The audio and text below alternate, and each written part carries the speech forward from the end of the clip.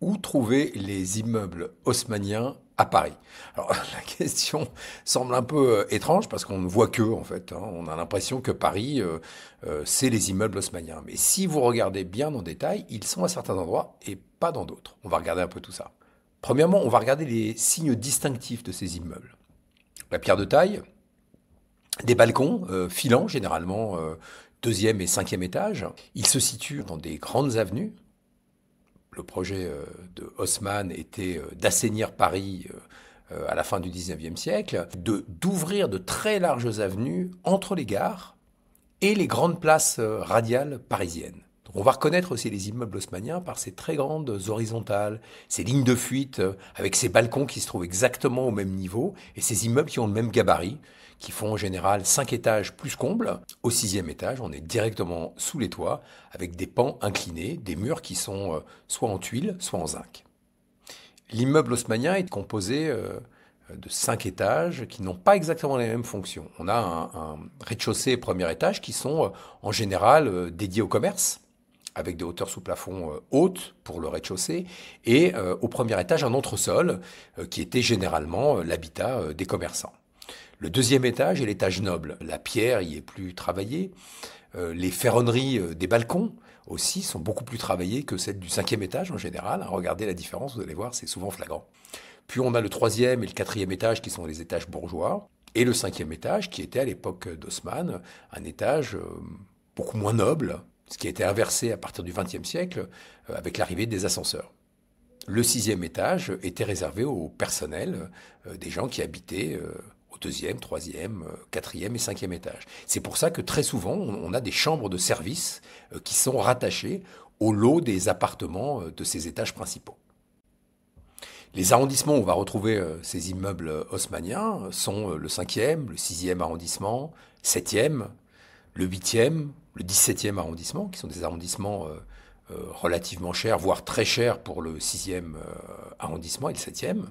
On va également trouver les immeubles haussmanniens dans des arrondissements qui sont plus abordables, comme le 13e, le 14e arrondissement, le 18e arrondissement, notamment sur le boulevard Ornano, par exemple, qui est une avenue qui n'est vraiment pas chère et pas courue parce qu'elle est extrêmement bruyante et pas très agréable à vivre. Et également le 10e arrondissement. D'où vient le nom haussmannien? Il vient du baron Haussmann, qui a dirigé pour Napoléon III la rénovation de Paris entre les années 1850 et 1870. C'est incroyable parce que toute cette rénovation s'est faite environ en une vingtaine d'années. Donc vous pouvez imaginer l'ampleur des travaux. Paris a dû être un véritable chantier pendant ces 20 années. Dans ces immeubles haussmanniens, les appartements ont des caractéristiques qui sont le parquet moulure cheminée, des parquets massifs, qui sont à la droite, souvent dans les pièces de réception en pointe de Hongrie. Les moulures, que l'on retrouve surtout dans les appartements les plus nobles, donc plus travaillés au deuxième étage qu'au cinquième. Et les cheminées, de très belles cheminées en marbre, avec souvent les miroirs que l'on retrouve au-dessus de ces cheminées. Les plans des appartements haussmanniens sont tous faits sur le même gabarit. En général, on a une très grande galerie d'entrée, qui est une pièce qui semble parfois inutile. On dit, bon, c'est l'espace perdu aujourd'hui.